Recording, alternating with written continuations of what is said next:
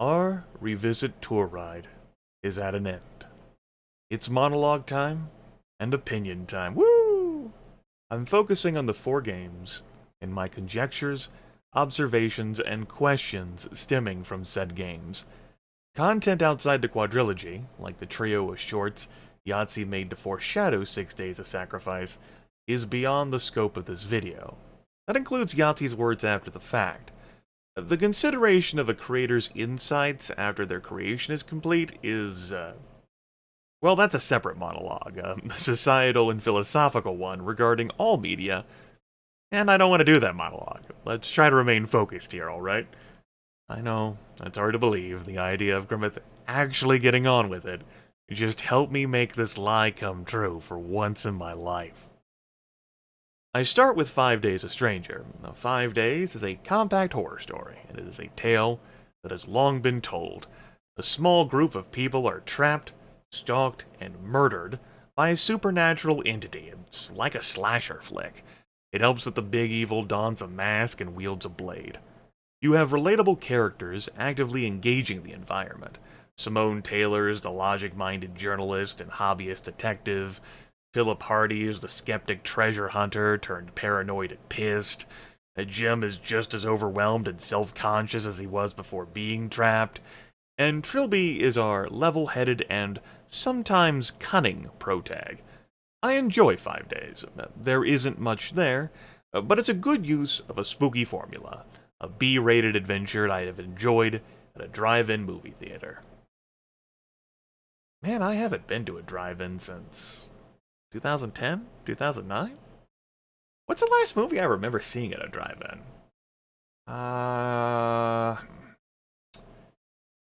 Maybe it's been longer than a decade. I can't remember anything later than, the Charlie and the Chocolate Factory, Sisterhood of the Traveling Pants double feature.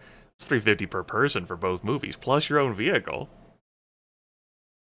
Yeah, well, damn, there must have been something after that. What a useless way to derail this fucking monologue. Damn it, Grimith, you did it again. Anyway, 5 Days is my second favorite of the series. Not much gameplay, seems like a visual novel at times, but it's good. Moving on to 7 Days a Skeptic, set 400-ish years after the first game. Now a small group of people are trapped, stalked, and murdered by a supernatural entity in a spooky spaceship instead of a spooky house.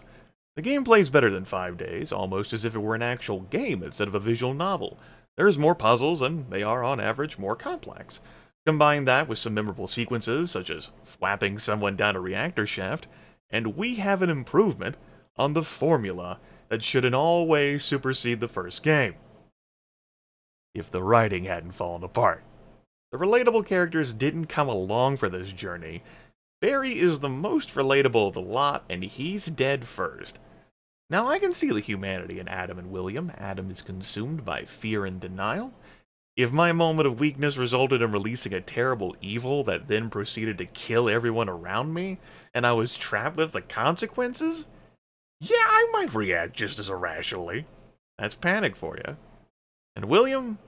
Well, he probably never had a chance once John Defoe's soul took charge. But Angela and Serena are cardboard cutouts of people. Folks in the comments took umbrage with those two, and I am fully on board. In fact, I'll reference viewer Whiteheart, who instead of taking umbrage, took a fucking flamethrower to everything forever. The first mate, supposedly the logically driven person among the crew, acts in the most illogical way possible, distrusting the one person who is trying to do something to find the killer on board, putting him in the brig simply because he was next to a bloody torso, ignoring his multiple alibis, and refusing to look behind her when prompted even when the only source of danger for her could have come only from behind her, since the protagonist was in no position to do anything with the force field on. The officer in charge of actually manning the ship goes along with flagrant breaches of safe procedure and leaves herself open to getting ganked from behind by virtue of remaining separate from the rest of the group, with no one to keep an eye on her in a room that anybody can access with no need for special privileges. There were words as well from Whiteheart and others that went on about obtuse ship design, and the gameplay element of our protag being relegated to doing everything forever, while no one else actively engaged the environment. I can't refute them. 7 Days asks too much from my suspension of disbelief. There are cool and fun moments, but I don't feel for these characters. I want them to suffer. Angela and Serena, cash them down. Adam too because of how obnoxious he is. William for sabotaging everything forever. See, the horror genre absolutely works if there are characters you want to see suffer. For example, the film Creepshow. Directed by George A. Romero, written by Stephen King, it's gallows humor, fucked up shit with a lighthearted touch. In one of Creepshow's stories, there's a cruel and ruthless businessman who is overrun by his greatest fear. I read the comic book adaptation as a kid and I cringed, but then said, yeah, he got what he deserved. It's like karmic justice. But I don't think I'm supposed to feel that way, coming back to this game, when the Revenant Barry snaps Angela's neck. There's a dissonance I can't disregard. Consequently, 7 Days a Skeptic is my third favorite of the series. Memorable bits, for better and worse. The best story bit is what sets up the next game.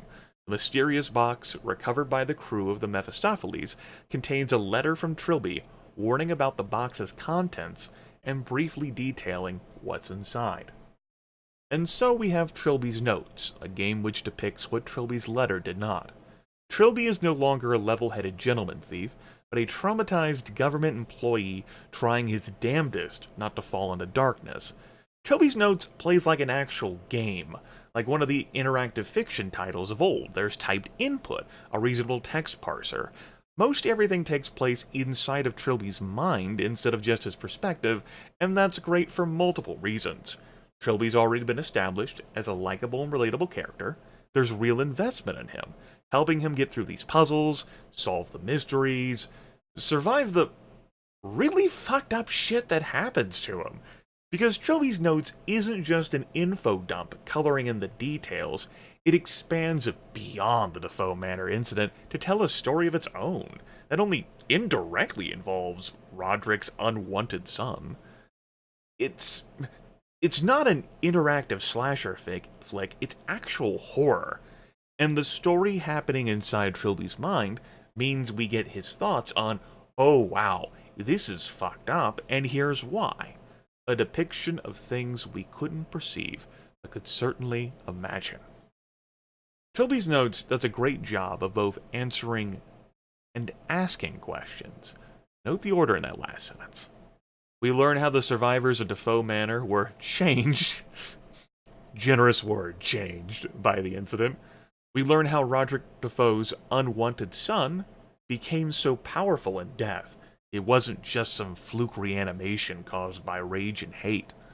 We learn how Trilby obtained the idol housing John Defoe's soul to later launch into space.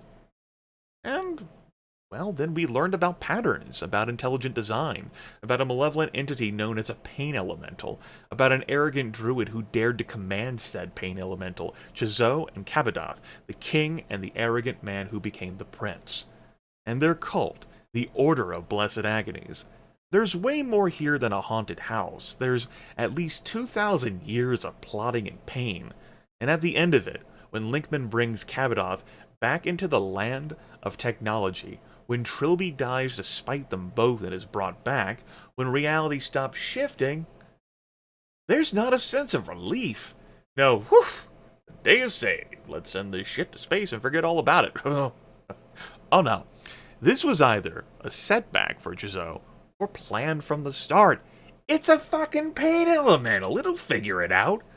And let's not forget, powerful and murderous entity here 24/7 who can't be killed because at least part of his soul now dwells in outer space. So great, say hi to Kavanaugh, everyone. And I bet he's real delighted to be able to stretch his legs, spend some time away from the pain elemental. He's gonna celebrate by killing everyone forever because of how much agony he's been put through. Seems fair, right? Yeah. Trilby's Notes is my favorite of the 4 games. Solid gameplay, solid story, plenty of hooks to follow up on. There's potential, anticipation, that moment when nothing is certain but anything is possible. You know what that's like, whether it's a movie franchise or a set of novels or a television series or a run of video games, and you're like, what the fuck will happen next? I can't wait, this shit is intense and awesome and I want to see it resolved, damn it. Especially because not everything gets a resolution. Shows can be canceled without a proper end, authors can die before their work is finished. There are certainly plenty of playthroughs I've not done to completion for one reason or another, and people are like, "No! Why would you tease me like this, Grimith? You are the ruiner of everything." And you can be left there using your imagination to complete the story yourself or with others, and that's not always satisfying. It's like, son of a bitch, you gave me the story, now you resolve it so I don't have to. Well, Yahtzee did, with 6 days of sacrifice. 6 days takes place precisely between 5 days and 7 days. The gameplay reverts in style and complexity. No more typed input. A few puzzles like 5 days. A small group of trapped people, and there are definitely supernatural entities, but there isn't really a threat of them being stalked and murdered. Because if there was, our protag would be fucked. Theodore DeCave's body is broken. He can't run, he can barely hobble. And everyone else in this compound has working limbs, can teleport, or simply doesn't exist. He's outmatched from the start. It even comes across in the puzzle solving. He's not good with electronics or technology, conversation isn't his strong suit, and neither is situational awareness or adaptability. And I have mixed feelings about him. I'd like to like him, I try to appreciate how overwhelmed he is, the amount of pain his body must be in, how his world got turned upside down, how he is struggling to adjust to every ounce of bullshit that happens. But I look at him, and I see a putsy bureaucrat. I think of Trilby and how great of a protag he was, and it's really hard for Theo to follow that. Especially because Trilby is right there. He's everywhere. The most memorable and developed and identifiable character of the quadrilogy has been cloned. He's been gutted. He's a red shirt, a comedy piece. Prince teleports in, RKO's a Trilby clone, and whoosh, Trilby's powerless. It sucks. It'd suck even if Theo was someone I cared about. Now, of course, the clones aren't actually Trilby. We're just seeing creatures who look like Trilby and think like Trilby and speak like Trilby, caught in this loop of inescapable prophecy, of powerlessness, of helplessness. But these clones clearly have a soul, essence. Malcolm took it from the aged Trilby clone and gave it to the first Trilby. So what is a soul? Can a clone ever have one? Or rights? A deserved opportunity to live? That is beyond the scope of this monologue. Unfortunately, the other characters we're introduced to aren't better than Theo. Dr. Samantha Hardy is aloof and barely cordial. Everything she accomplishes is either ineffectual or happens off-screen. Saving Theo certainly takes some action. Off-screen, but yeah, save Theo's life. Staring dumbly at Canning's office while you go play fetch. Taking Canning hostage? Sure, she had done something more than vaguely threaten him. Staring dumbly at the hub entrance while you go figure out how to open both security doors. Sauntering in on her own past the Trilby door guards to do what exactly?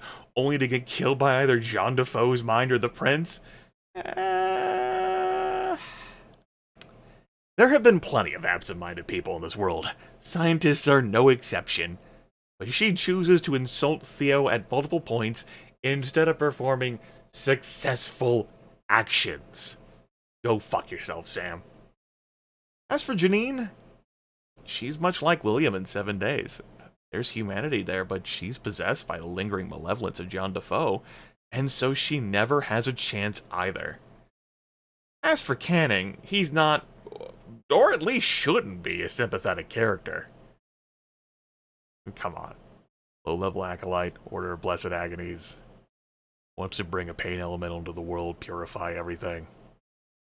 Yeah, can't really be on board with that. No. And that's everyone we meet who stays around. I guess I didn't talk about Malcolm. His character is solid. His interaction with the aged Trilby clone, which we don't know for sure is a clone at the time of conversation, is possibly the best conversation of the game. However, Malcolm's influence on the story is frankly bewildering to me, and one of the reasons I don't enjoy 6 Days. Let me see if I got this straight. Malcolm Somerset kills his dad so that he can go into space. Got it. He kills his dad because a future version of him told him to kill his dad. Well, that's not exactly true. He was gonna kill his dad anyway, but the future version of Malcolm encouraged Malcolm to kill his dad. Okay.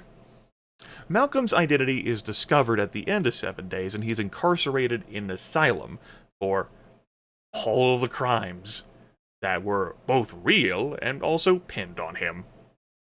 Well, crimes isn't the one that he did. They are all real, right? Got it. His future self teleports to meet him in the asylum and gives him an ancient magical artifact to kill himself so that he may be free from the land of technology. Okay. Malcolm crosses the Great Ocean, separating the land of technology from the ethereal realm, and ends up in Chazot itself. He encounters an aged clone of Trilby who provides solid information, is infinitely relatable, and requests Malcolm kill him to save the Trilby from Trilby's notes. Bit complex? Got it. Chazot is furious about these events, and Malcolm flees from the Pain Elemental and the New Prince. You recall the New Prince being in that scene there, yeah? That's why Malcolm chooses to dive down the pit, fleeing from, like, Chazot's eyeball, and, like, turns the corner like, oh fuck. Yeah, so, flees into a bottomless pit, where he decides to ensure the events happen as they did instead of in a different way. Maybe even a better way. Okay, instead of Destiny's prisoner, gonna become servant, and you will recall Malcolm's scene where he tells Theo that they're both enslaved to Destiny. Okay. So Malcolm, the Guardian, the Caretaker, is able to spirit himself back across the Dark Ocean to the land of technology under his own power to influence events, and he's not only able to teleport, but exert crazy combative powers, and can also completely disregard a timeline, much as Chazot purportedly can. The question of what came first, Malcolm or the Guardian, might not matter, because of the ethereal realm's time non-linearity, since the bridge opens before the idol is destroyed. And Malcolm is a man of questionable character and judgment, see murdering his father, so him devoting his new life to Destiny or whatever? Sure, I can see it. But is it necessary? Because if Destiny is Destiny and preordained, then he doesn't need to do anything. Malcolm will kill his father, Theo will become the new prince, and Chazot will find new ways of having fun. So, him being there is superfluous, right? The alternative is that Destiny isn't guaranteed. Which takes me now to Chazot, the Pain Elemental, depicted in the prophecies as omniscient, omnipotent, omnipresent, which of fucking course it is, because why wouldn't Chazot want to be thought of as all of those things? I want to be thought of as all those things.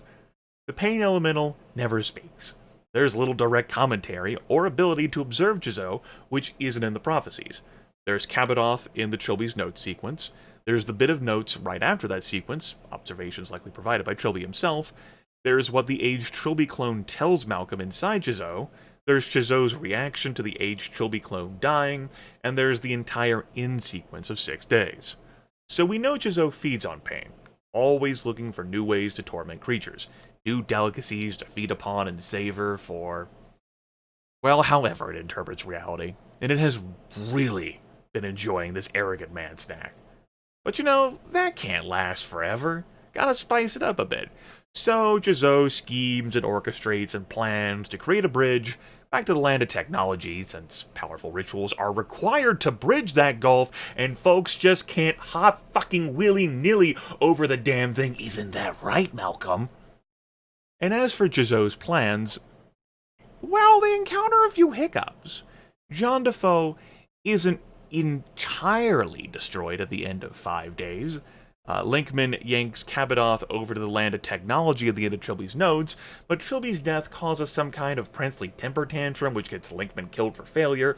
Only the prophecy says the guy needed to fling the idol up into outer space. Only I feels that the prince and the Order of the Blessed Agonies could have found a way to save Christmas without Trilby's assistance, which is matched by Chizou being super pissed when Malcolm kills the aged Trilby clone to save the Trilby from Trilby's notes, unless you're thinking Chizou is pretending to be pissed to put up a front for Malcolm, only I don't understand why Chizou would pretend to be pissed, unless it's part of its manipulation to have Malcolm do everything Chizou wants done in order to complete the prophecy to build a bridge. Because the prince appears to be sabotaging this himself, in his ways. There's no clear statement on how much power or influence he has once he's brought to the land of technology, or how much control Chizou can exert over him through the ocean, but Cabodoth clearly isn't in on this whole bridge plan, and works to sabotage it in subtle ways by toying with Trilby clones, then killing Janine, possibly because of her potential to be the bridge, then or influence or interact with that in some form or fashion, then disarming the bomb and sparing Theo's life so that this real bridge threat doesn't come to pass, even though John Defoe's mind at the exact specific time is what's supposed to happen in Theo is kind of relevant. Yeah, like, does it matter? Only John Defoe's mind needed to be destroyed. The bomb was there for that. The hostages were collateral damage. The prince was probably just having a giggle, as one does. Didn't think anything of Theo or Janine, whoever really, because he was the fucking prince, and why the hell would he care? It's fucking awesome. Fucking teleports around, fucking stabs people with their fucking heads. Boom. Who gives a fuck? But the bomb ends up going off anyway, because Malcolm prods the final Trilby to set the ruins on fire, and the bridge ends up being created, giving Chizou enough of an opportunity to yank through 3 people. The Trilby clone, Theodore DeCabe, and Cabodoth. Trilby is tossed into agony for acting against Chizou, and he'll eventually be killed to revive the Trilby from Trilby's notes, which angers Chizou unless Chizou was pretending to be angry, but we've already done that loop before. Which leaves us with Theo and Cabodoth. Theo, of course, has been through a lot. It hurts up the wazoo with him. Really, you could say they're agonies, couldn't you? He's certainly in the agony of the body. I still can't fathom doing all the things he did with what had been broken. He's certainly in the agony of the mind. I'd be half deranged, too, after seeing everything he did. Fuck, at best half deranged. That's 2 agonies right there. 2/3 of the way to cleansing yourself properly, like any good acolyte of Chizou would do. All you need is the agony of the soul, and you're in business. Quiz time! Remember what Canning said about the agony of the soul on day 2?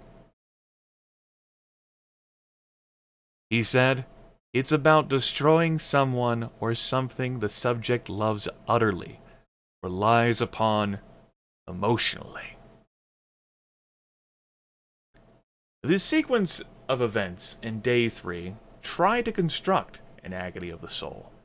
Theo rapidly becomes invested in Janine's well-being. This is made apparent at the end of his conversation with Malcolm. Now I could see why Theo'd care. He's going through a lot. Teleporting assholes, Trilby clones, fucking monsters, and evil spirits. He's trying to keep hope alive, you know? Yeah. Janine hasn't been very helpful, but I don't hate her. I mean, thinking back, it's not like Trilby wanted any of his haunted house companions to die. You know? Not even Phil. Malcolm didn't want any of his shipmates to die. Not even Adam. It's dispiriting. You don't want to lose hope. You don't want to think that you're fucked. That's not fun. But it's not like Trilby had a threesome with Simone and Jim. Now, it's nothing new, either in fiction or in history, that folks cling to whatever they can when confronted with mortality. Debauched parties, wasteful consumption, anything you could fathom, because this would be the last time before it's over. The Black Death comes to mind. And so you have Janine and Theo desperately clinging together on a raft in a stormy night. Yeah, maybe. Maybe I could accept that as a storytelling device.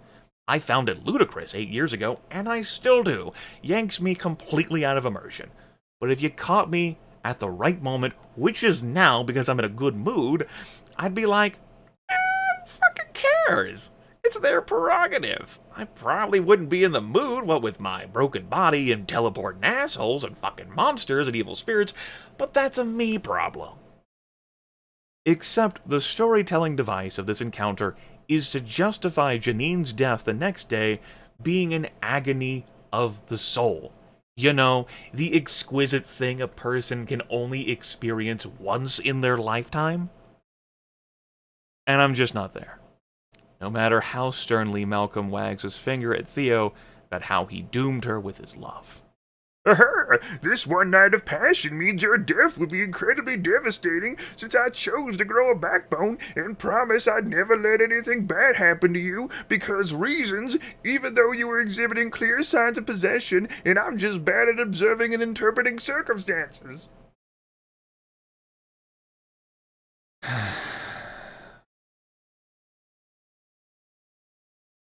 6 Days plays like a comedy for me, from the sudden relationship development to the armada of Trilby clones. There's such a dissonance for me between moments I find serious and moments I find amusing.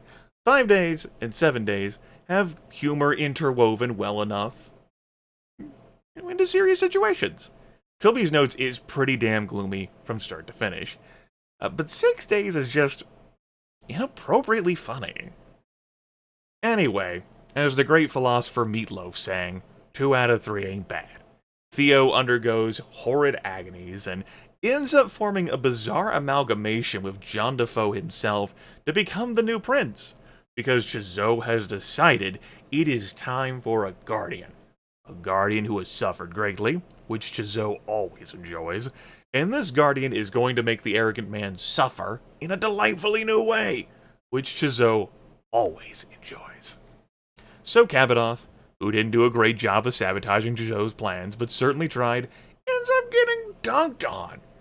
He had power, he lost it, he got new power, and he lost it again. Going back to my Creepshow bit earlier, Kabadoth is absolutely an unsympathetic character who I'd love to see suffer, because fuck that guy. Fuck him again and again and again. Listen, I may not always be pro-human, but I am 100% firmly in the camp, flag planted, stance taken, change my fucking mind, anti-arrogant druid turned murder lich by pain elemental who only craves destruction and suffering. Yeah. Fuck all of those in that category. Nope. Nope. Willing to take that stance. So, 6 Days. Doesn't have any gameplay worth merit. That story is going the way it does without your participation or skill. Never a good feeling as a player to just, slide into something and be like, oh, I doesn't really feel like I fucking needed to be here, because y'all were going to do the same thing regardless of whether I was here. And the story itself doesn't engage me. Certainly not like Trilby's Notes did, which, that has so much of an impact. It's not just that 6 Days is an ending, and endings have a harder go of it. It's that 6 Days follows my favorite game of the series. And there is a noticeable drop in both interactive and written quality. Trilby's Notes is a game. 6 Days of Sacrifice is a hobbling simulator. Have you ever wanted to fetch quests and engage in low-speed chases with a broken body? If so, then 6 Days of Sacrifice may be the title for you! That about does it. There's plenty left to rant about. Suggested fixes, but it's all pissing in the wind. I'm done here. It's been a blast to revisit the Trilby quadrilogy. There are good times and bad, and viewer interaction has been better this second time around. Good for you all. I'm so proud. You've matured over these 8 years. Well done. As for me, well, you can always look back at the epilogue of 6 Days of Sacrifice to get my insights and how I felt about that game and the series then. I remember some highlights of that. I don't remember specifically what my tone is, and I don't feel the need to replay that video. I had to listen to my audio quality from back in the day. My God. Some of you are ambitious enough to embark upon such endeavors, rewatching those every year. I'm good. I'm fine. By the time you hear this, I'll be gone. Out of state. Another vacation. Back in early November. I'll be sipping daiquiris and eating so many good things. It's gonna be great. Urban life, party games, burlesque shows, maybe an escape room. I'm undefeated in real life escape rooms. It's great. Fucking puzzle wizard master champion of everything forever. I leave in 6 hours? Oh, can't come soon enough. Just like the end of this video. Take care, folks. Let me know how you feel about the quadrilogy in the comments. You disagree with me? Have some extra flavor to add? Will you swoop in to cast me down as some did after that epilogue 8 years ago? I'm interested to learn more. And so Grimith cast down to revisit ride, but it served its purpose, and the ride knew the name of the king.